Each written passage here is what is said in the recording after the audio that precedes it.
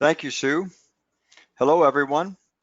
Back again to discuss another health topic near and dear to our joints.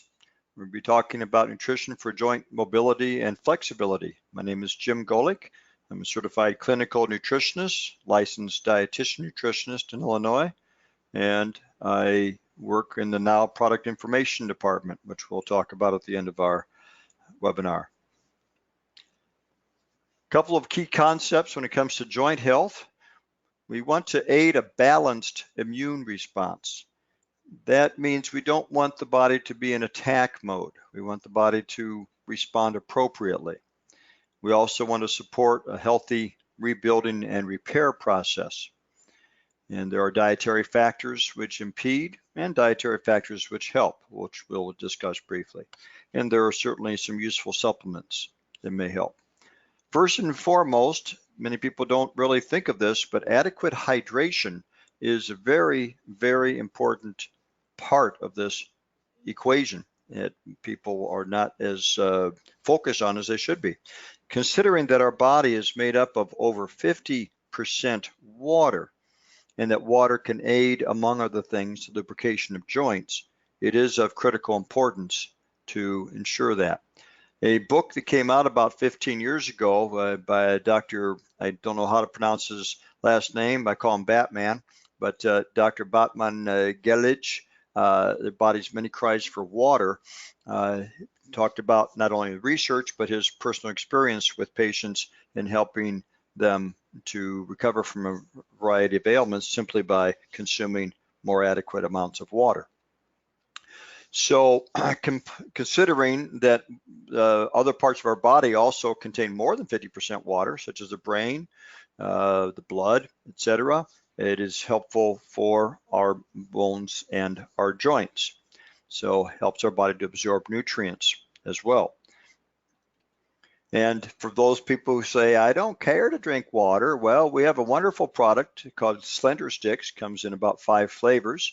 Tropical Punch is my personal favorite, and it is a sugar-free powder that you put into a glass of water, a bottle of water, shake it up and drink it. And it's got vitamins and minerals in it, and just very delicious. I find when I use it that I automatically want to guzzle my water more, and I get more water intake. So this may be something suitable for you too. The other flavors that it comes in is lemonade, coconut, grape, and pomegranate berry.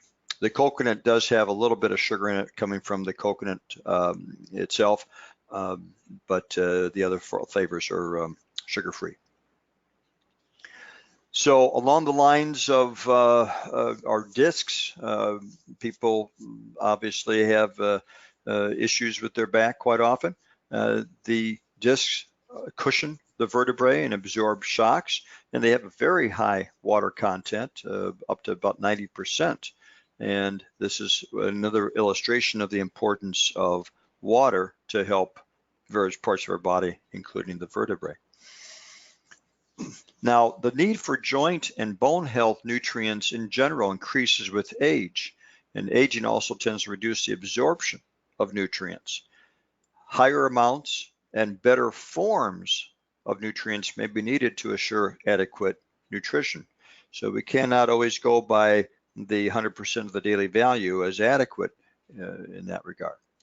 Now, the Arthritis Foundation has published information you can find on arthritis.org on the 12 best foods for joint health. That includes fish, such as omega-3 fish, like salmon and sardines, etc. Oils like EVU stands for extra virgin olive oil, and walnut oils, and cherries, and some people prefer to drink cherry juice, and that's okay. Citrus fruits, broccoli, nuts, preferably raw nuts, low-fat dairy products, garlic, green tea, especially the EGCG, which is a shorthand for epigallocatechin gallate, which is why we call it EGCG. That is the most significant compound found in green tea that has been subject to much research over the last 25 years or better. Whole grains. Now, my preference is to counsel people to eat gluten-free diets most of the time. So I would prefer that the whole grains be things like brown rice and oats and oatmeal, things of that nature that are gluten-free. Beans as well as soy foods would be suggested. So fat in the diet, animal fat, is implicated in inflammatory joint problems if the diet is high enough in that. Experts do recommend reducing intake of most animal fats, which contribute to this. What are some examples of this? Things like cheese, lunch meat, meat in general that tend to have a high fat content. There's a difference again between, let's say, a 90% ground beef that you might buy and an 85% or an 80% ground beef. People may gravitate towards an 80% lean, which is actually much higher in fat than a 90% lean because of the hamburger that they might make that from is juicier, but the fat content is far greater as well. So try to eat leaner cuts of meat whenever possible. Now, so along those lines, even though it's not animal fat, fried foods, things like French fries, donuts, that are fried in high heated oils also tend to contribute to inflammatory reactions in the body. So do consider those as problematic foods to avoid whenever possible. And again, on the omega-3 fat front, salmon, sardines, mackerel, and herring are the 4 richest sources. You could throw in anchovies as well, but most people don't consume those in great quantity. But salmon, certainly, in sardines, mackerel, and herring are the top 4. Fish oil or krill oil can be helpful. Flax oil and flax seeds, walnuts, and chia, which are precursors that the body can use to make other omega-3 fats, are also helpful.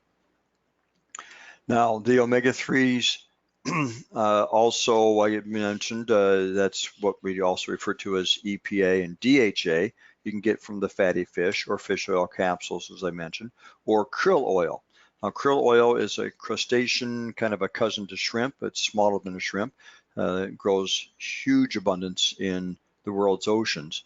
And it is great in help of joint, supportive joint comfort and healthy blood lipids.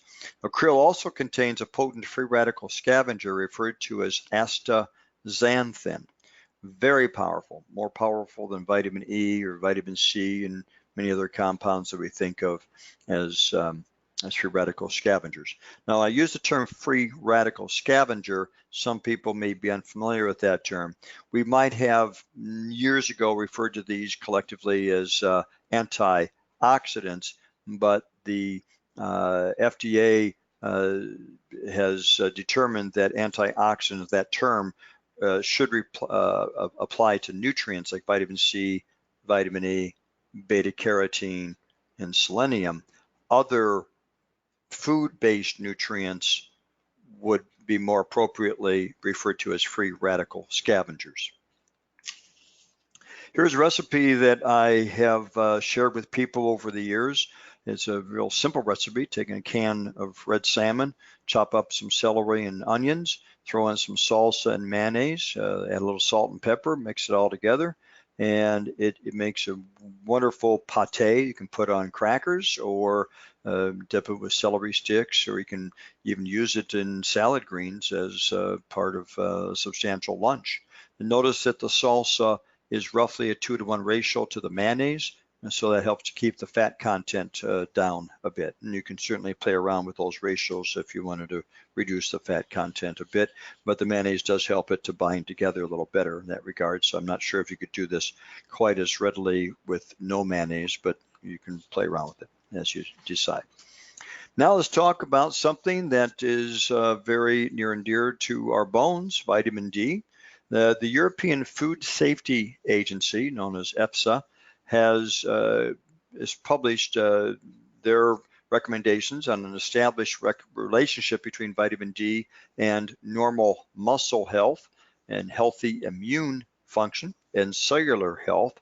And it is something also important to understand that vitamin D can actually have a significant reduction in the risk of falling in people that are over 60. And it's a moderate amount, 800 IUs that they found of either vitamin D2, which is what we might find in things like fortified milk and dairy products, and it's a vegan form of D2, and vitamin D3, which is what our body produces when sunlight hits our skin, and also what we find most commonly in vitamin D supplements. It could, again, a significant reduction of risk of falling, and that's something that is rather unknown and underappreciated, but it could make a big difference perhaps in having a loved one who can avoid that particular issue. So vitamin D supplementation, they found also when combined with calcium can benefit body sway, muscle function, and strength, or both, together with a significant reduction in the risk of falling.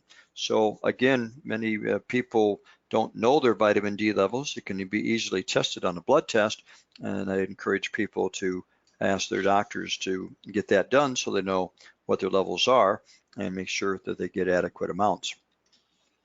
Now, world expert on vitamin D, Dr. Michael Holick from Boston University, published a book a few years back called The Vitamin D Solution, and he was one of the major researchers to first identify the role of vitamin D in the body and beyond the bones, and how it operated in the body, how it was made, how receptors pick it up, other aspects of it. And so his book is full of this kind of great information, but he does recommend that to his patients that they should take 2,000 to 3,000 IUs of vitamin D from dietary sources and sensible sun exposure and supplements.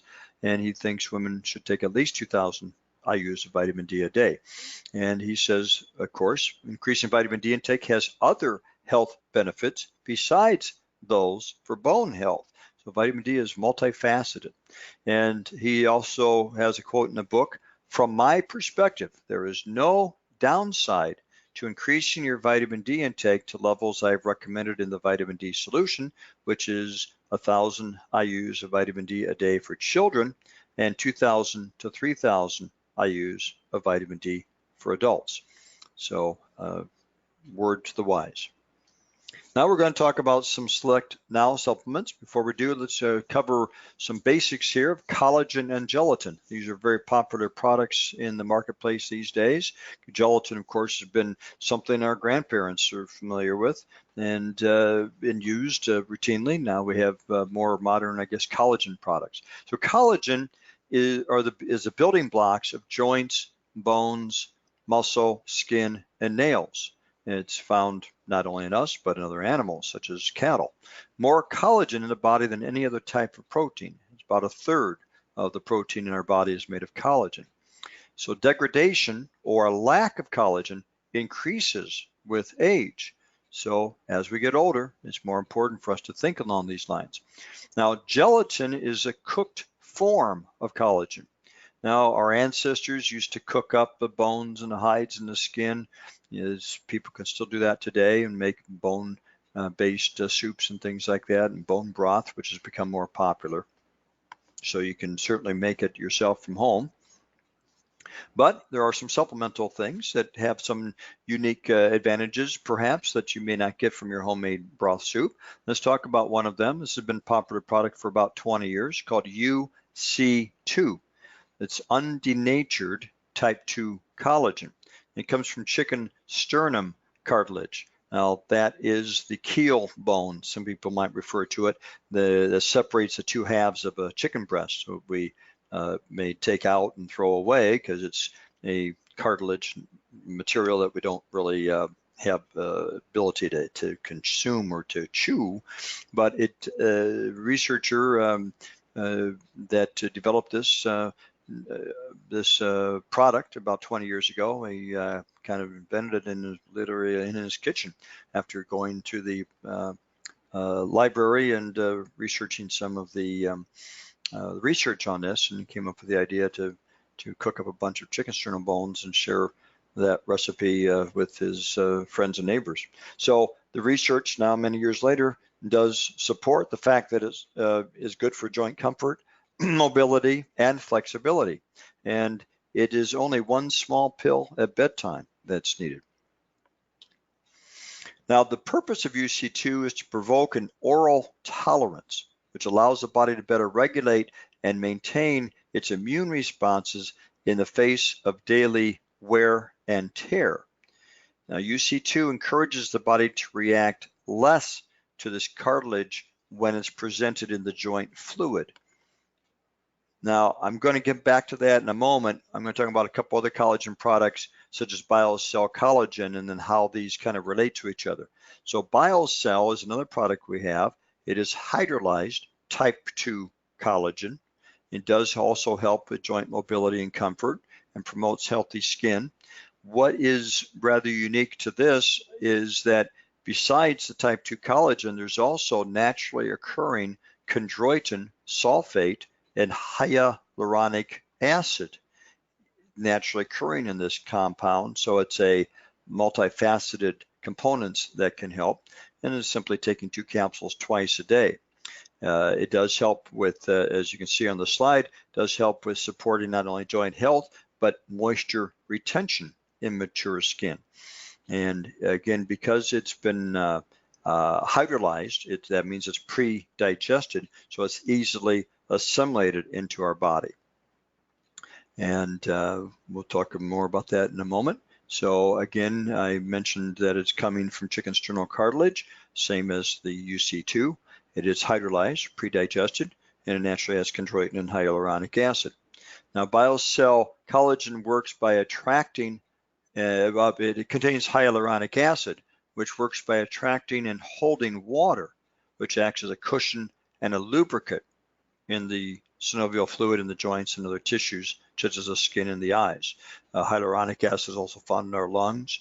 You could think about it, if we were breathing in dry air, let's say we live in a desert or a dry climate, our lungs must always have enough moisture or they literally dry out. Hyaluronic acid and the water that it helps retain is one of the ways that can help in that regard. So it also is present in the spaces between skin cells, where it provides moisture and plumpness and firmness and suppleness to the skin. So BioCell hydrolyzed type 2 collagen can promote healthy joint function and movement, as well as strong connective tissue, and helps maintain normal moisture levels in the aging skin. So people may find this product to may most notice it in their skin health, perhaps before they may notice it in their joint health, but it's good in both regards. Now, let's come back to a question that's on some people's mind. Well, how does UC2 differ from BioCell Collagen?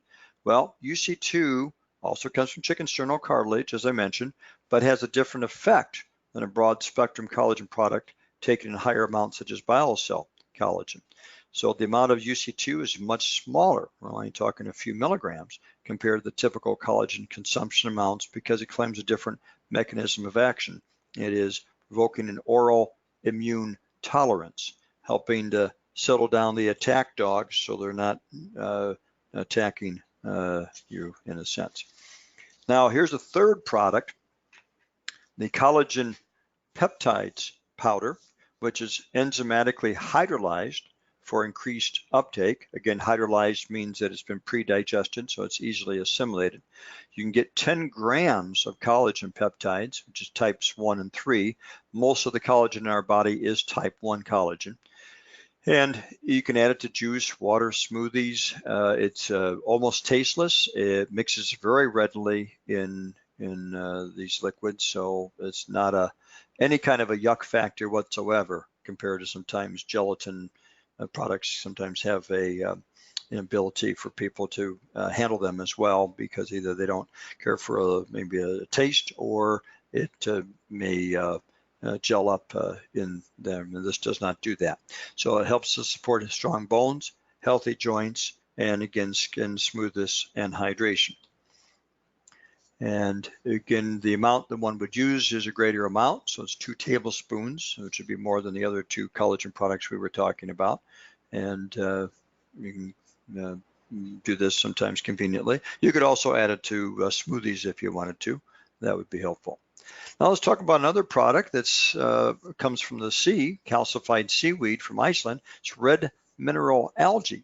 The raw material that we use for this is aquamin, and you can just type in aquamin if you wanted to research on the website some of the studies that have been done on this.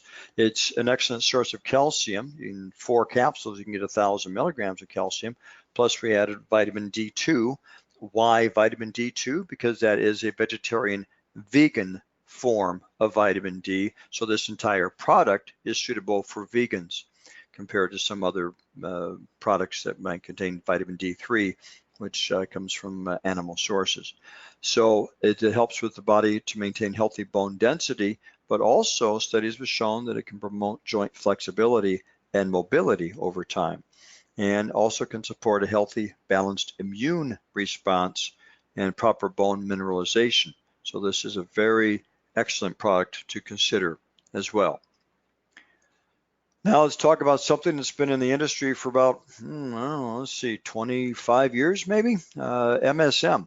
It was developed by Stanley Jacobs. He was the author of a famous book called The MSM Miracle that came out over 20 years ago that discussed a dozen different benefits of MSM. It is a natural sulfur source found in fresh fruits and vegetables and seafood and meat, but in very small amounts. But sulfur is known to help form and maintain connective tissue such as cartilage and skin. And sulfur aids in liver detoxification, plays a role in inflammatory processes in the body. So for those of you that might say, well, I'm allergic to sulfa drugs, which is SULFA, this is not related to sulfa medications. Those work in a totally different manner, more as an antibiotic, but that is totally different from the MSM. So MSM is known to modulate the normal immune responses and can be helpful for healthy cartilage. There are no known drug interactions with this, and if one is going to start using it, it helps to start slowly, because sometimes one may have a gassiness to themselves when they first start on this that may also smell a little bit like rotten eggs. That's because eggs contain sulfur, so does MSM, which is 1/3 sulfur. So just start slowly and build your way up on that. Now let's talk about glucosamine, which many people take and many people are familiar with. It is a basic building block of joint and connective tissues and does help with the cushioning effect between bones, and best results long-term to maintain joint health. So it could be a number of months before one might see a difference on this, if they do at all. Some people feel a difference and some people don't. Glucosamine can come either from shellfish or it can come from vegan sources, fermentation processes. This particular picture of one of our many glucosamine products shows the vegetarian form. And another component that's quite often combined together with glucosamine is called chondroitin. It's also a component of tissues, including cartilage. Helps cartilage to retain water, which is helpful. Remember that slide on the vertebrae that we talked about and showing the spaces between the disc spaces between the vertebrae and how important it is to have those be nice and full and plump.